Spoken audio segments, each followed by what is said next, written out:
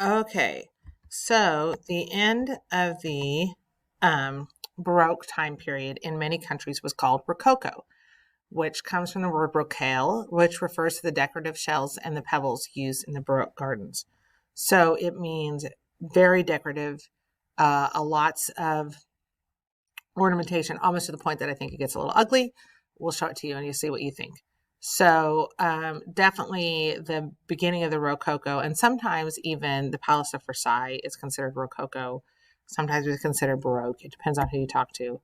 But this is Rococo. So do you see all these crazy, intricate details here at the top? Kind of reminds me what I think of when you think of like Cinderella's castle and stuff like that. It's really, really crazy. Okay. You don't have to know anything about this except it's a Rococo room. Okay, here's another Rococo room. That's all you have to know. Just look at all the crazy, intricate details on here.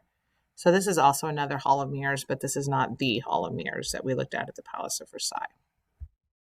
Look at all the details on that. So all you have to know is that this is Rococo. Okay, I think it's obnoxious. That's just me. You can decide what you think.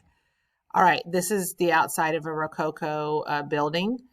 See, this is in France, and see that it's still in three layers like the Renaissance, but just a lot more little details and little ornamentation on there. All you have to know is that this is Rococo. Okay. All right. One of the most famous French Rococo painters is Antoine Watteau, and this is called La Indifferent, and this is a portrait.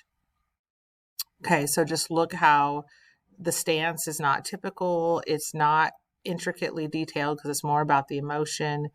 It's more about the outfit he's wearing than anything else. That's kind of what it was, flamboyant, a little bit crazy. All of Watteau's paintings are of people doing frivolous things. So dressed to the hilt and out on a picnic or playing croquet or doing something like that. It's all just the frivolity and gaiety of life. And this is not gay the way we use the word gay today. It was gaiety, like to mean happiness, overabundance of entertainment. That's basically what it meant.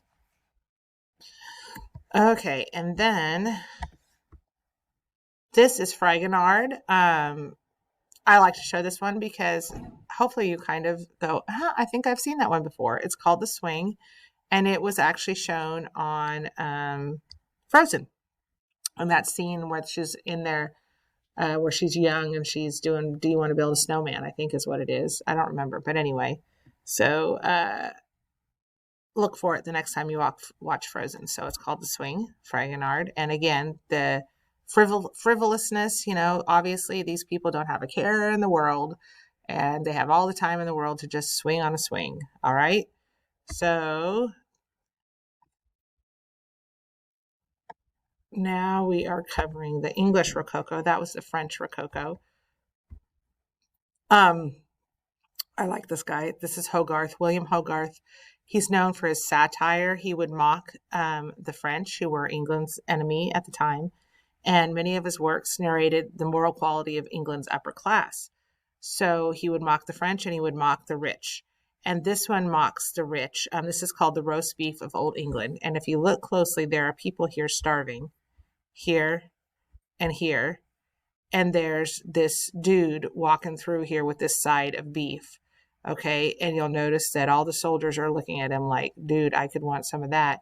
And then you'll notice who's fat right here, this priest. So he was making a political commentary. So let me know if you can figure out what he thinks his commentary was at this time. All right. So then this is Thomas Gainsborough. He's another English Rococo artist. He painted many landscapes, which were not well known, but what he was known for was doing his portraits, because this is his most famous. It's called The Morning Walk. He would take his people and put them in ordinary landscape type settings. So they loved the way he painted landscapes. So then when he would put people in them, then people would hire him to do their portraits. So he was very well known for portraits like these. So this is called The Morning Walk. I'm just showing you, these are Rococo type crafts. You don't have to know any artist. I just want you to see them and be able to go, oh, that's from the Rococo time period. So this is the crafts. These were their clothing. just crazy, crazy over the top clothes. Can you imagine trying to get through a door in that? That's Rococo. Okay. That's the end of the Rococo period. Now, at the same time the Rococo period was going on, we were having our first artists in colonial America. Okay. So, looks very different. There was not a lot of money in America to support artists. So most of them are craftsmen and primitive artists. They did portraits, which were done by lemners. And you have to know what that is. Right here, this is that word, lemners. And a lemner is somebody that would come in and they'd have most of the painting done. They'd have like a head with hair on it and an outfit ready. And then they would just real quickly paint on a face. And they would sell those pretty cheap to people so they could have portraits. So that's what a lemner was. They wouldn't sign their work. You couldn't tell one lemner from another. But there were 3 artists that emerged as portrait painters during this time. Okay, so this is just a picture of a lemner. This is what it would look like. Costs about $15 a portrait. Kind of told you all about that already. Forgot I had a slide. Sorry. Okay. They gave a lot of attention to their clothing and their accessories, not much to their face. Okay, but then we had these 3 portrait painters who became very well known, famous. If you were rich, you got one of these guys. This is John Singleton Copley, and this painting is called Paul Revere, and I think this painting looks like Jack Black. Just thought I'd put that out there for you guys, see if you agree. He went to Europe to study. And after he did that, he was not nearly so famous because his paintings just began to look like everybody else's. But all of his early paintings are pretty famous. So this is a painting of Paul Revere. This is a painting by Benjamin West. He was born in the colonies and he went to Europe and never returned, but he continued to paint pictures of people from the colonies, especially military people. And this is Colonel Guy Johnson, who is this guy here. Okay, and then this would have been like his first in command. It would have been an Indian, and that was pretty common back then. So this is Benjamin West. So you have to know the artist and the painting. Same way with the last one with Paul Revere. You have to know the artist and the painting. This is Gilbert Stuart, probably the most famous colonial painter we have.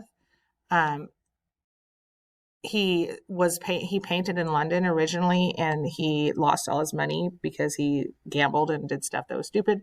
And he came to the colonies penniless and began to paint the early heroes of the Republic. This is Mrs. Richard Yates. Richard Yates, I believe, was ranked in the army. He painted people exactly the way they looked. He did not flatter them in any way. And they liked that at the time. So they wanted it to look just like how they were. So Gilbert Stuart and Mrs. Richard Yates know this. The reason he's the most famous, though, is that he painted so many pictures of George Washington. So most of the pictures we have of George Washington were painted by Gilbert Stuart, especially if they're a portrait style, like he's just sitting there. Like Washington crossing the Delaware is not Stuart, because that is not in a portrait style. It's done very differently. But these kind of pictures, like the one that's put on the dollar, those are all by Gilbert Stuart. Okay, that is the end. Quiz tomorrow.